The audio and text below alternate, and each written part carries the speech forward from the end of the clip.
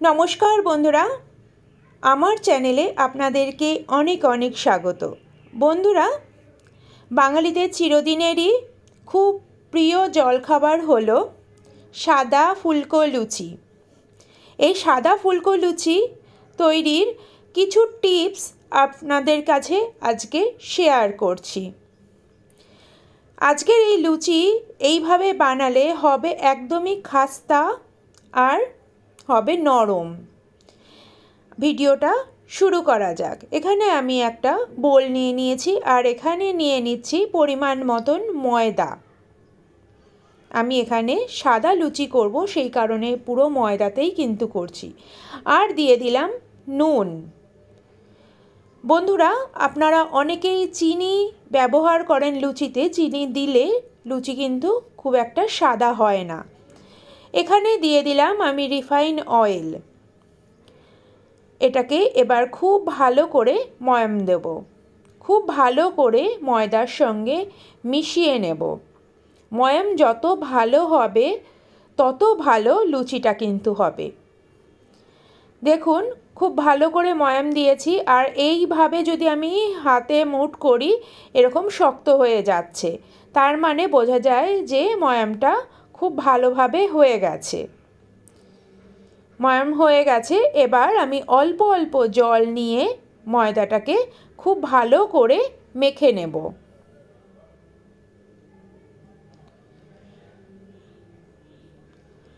আবার কিছুটা জল নেব, নিয়ে অল্প অল্প জল নিয়ে আমি ময়দাটাকে বেশ ভালো মতন নরম করে মাখবো।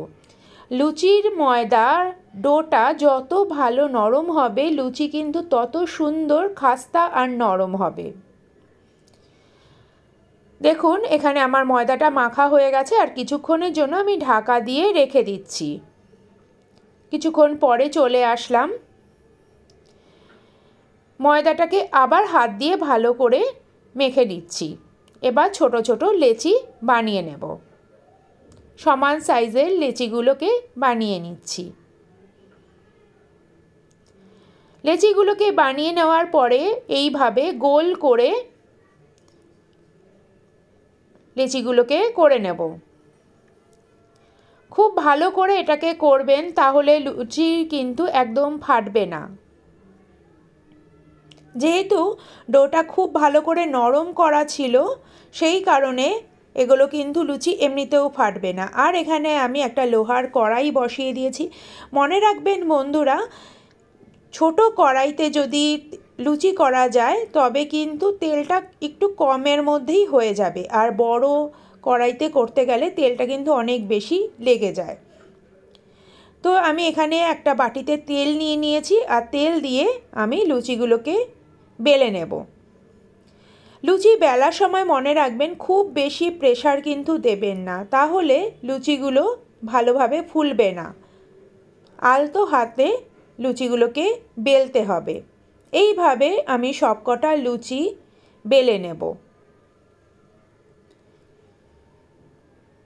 একটু ঘুরিয়ে ঘুরিয়ে লুচিগুলোকে বেলবো, তাহলে লুচিগুলো কিন্তু ভালো মতন গোল হয়ে যাবে।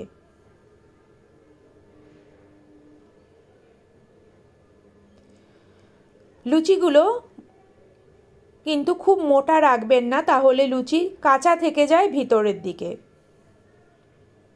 এইভাবে আমি সব লুচির লেচিগুলোকে আমি বেলে নিচ্ছি। তেলটা ততক্ষণে আমার গরম হয়ে যাচ্ছে আর লুচি ভাজতে কিন্তু একদমই কম সময় লাগে, তাই আমি কিছুটা লুচি আমি বেলে আগে নিচ্ছি, বেলে রেডি করে নিচ্ছি তেলটা গরম হতে হতে। এইদিকে আমার তেলটা ভালো মতন গরম হয়ে গেছে। গরম হয়ে যাওয়ার পরে ধীরে ধীরে লুচিগুলোকে আমি এর মধ্যে ছেড়ে দেব।